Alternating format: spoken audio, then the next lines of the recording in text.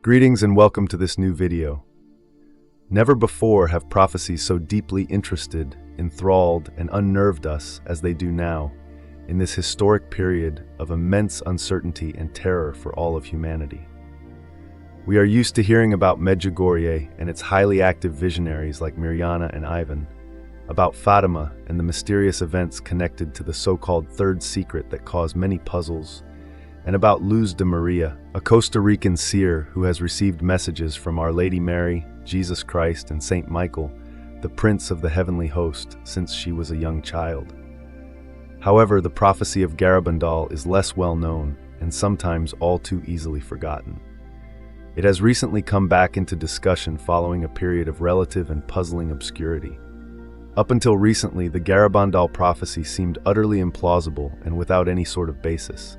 Its central thesis is that in three stages, a warning, a miracle, and a punishment, God will radically step in to bring people back to faith.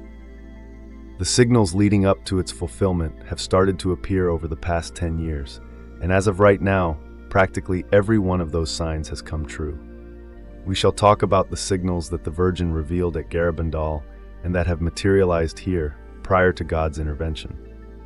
To provide a more thorough explanation, let's go back to the beginning, especially for those who are unfamiliar with this.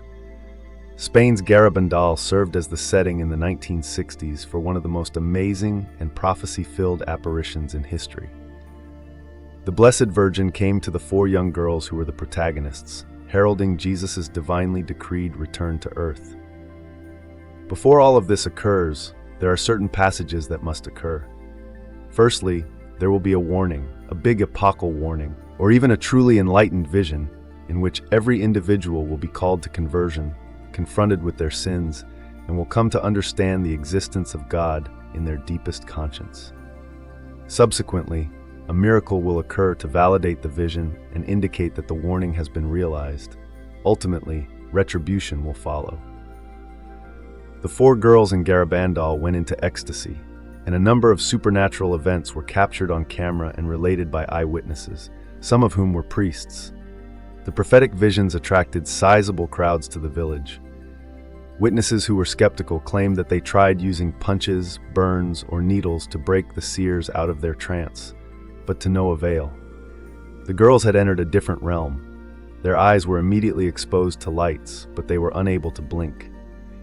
Even the young people in the area were unable to catch the females when they ran backward with such speed. Suddenly, they were on their knees on the stones, and they never once got hurt or scratched. They were able to determine without fail whose rosaries the assembly had given them to be kissed by the Virgin. Unexpectedly, they were privy to a great deal of information about persons and other events that had not been as prevalent in apparitions from earlier decades. The Church has never sanctioned these apparitions, nonetheless, in spite of all these fascinating and terrifying characteristics. It has never even passed judgment on them. Instead, it has remained skeptical and disengaged. The cup is already filling, and if we do not change, a very great punishment will come upon us, read the first message, which was sent on June 18, 1961. On June 18, 1965, a second message stated, "The cup was full up before, but now it is overflowing. Numerous priests, bishops, and cardinals are heading toward perdition, and they are dragging a great number of other souls with them." It is reasonable to reevaluate the message as a sobering reminder of what transpired in light of the revelations made years later on the church scandals involving the abuse of kids. After the horrifying news stories that have surfaced worldwide, it is inevitable that opinion on the priestly caste has collapsed or suffered a major blow throughout the world. The belief that the highest ranks of the church, although aware of these transgressions, have attempted to conceal them as much as possible, and have not sufficiently penalized the priests for that shameful act has been strengthened by public opinion. Conchita, one of the Garabandal visionaries, predicted that the miracle would happen 8 days after the warning. Conchita also gave multiple hints as to when the miracle would occur. She already knows the date, and it falls on a Eucharistic Martyrs' feast day. It is scheduled for either April 8th or May 16th. In an even year, it will take place on a Thursday at 8:30 p.m. Garabandal time. Additionally, a number of pre-warnings will accrue at that time, most of which appear to have already happened or are still happening. In reference to the miracle, the mother revealed that it would occur in the course of a major synod beginning in 2021. The second omen is Benedict XVI's disappearance, which the Virgin and Conchita claim signaled the beginning of the end times and a new era in the Church and the world. The Church will go through a significant trial, but the Immaculate Heart of Mary will ultimately triumph, as revealed at Fatima. It's interesting to remember that the Virgin said there would only be 3 popes left when John XXIII III passed away on June 3, 1963, plus one extra who didn't really count because of his short life. We all recall the brief 33-day pontificate of John Paul I, which makes this prediction noteworthy. The 3 other popes were Benedict XVI, John Paul II, and Paul VI. Analysts are debating this because had Benedict XVI not resigned and been replaced by Francis 10 years prior, this prophecy very well may have come true. As stated by cardinals and bishops, the truth is that the Church has been greatly confused about doctrine ever since Francis assumed office. The warning that will take place in the midst of a worldwide calamity is another intriguing omen. La Salette is mentioned here. According to what Our Lady had revealed, the warning would occur at a time when Russia would unexpectedly and abruptly conquer a significant portion of the free world.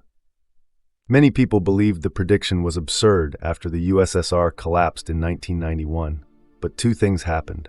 First, this prediction unexpectedly came true with Russia's unexpected invasion of Ukraine in 2022, coupled with threats to other parts of Europe.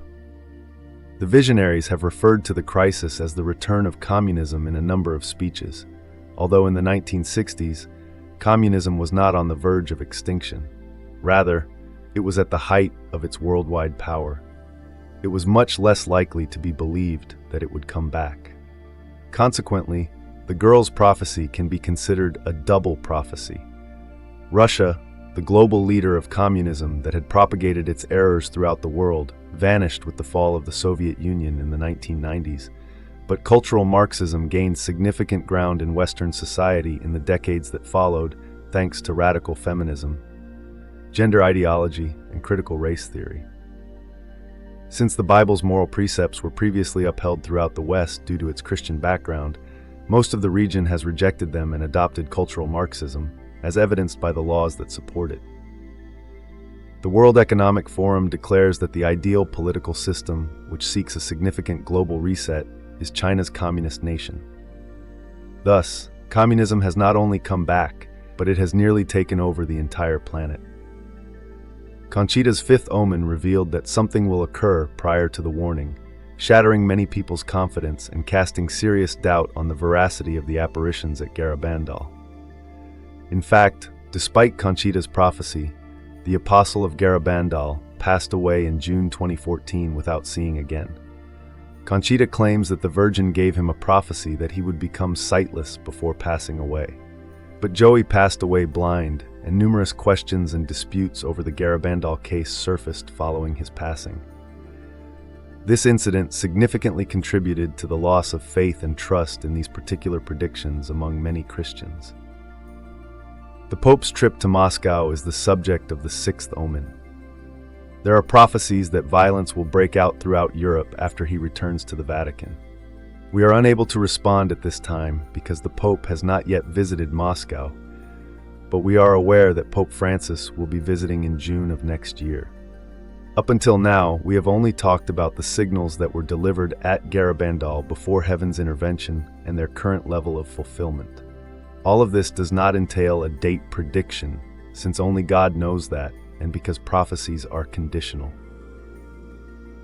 God can determine at any moment, based on his limitless comprehension of circumstances, that the intervention must take place in a different manner. If you like this video, please consider subscribing to the channel so you can receive free updates on all future releases and help support us. I appreciate your listening, and I hope your journey to religion is fruitful.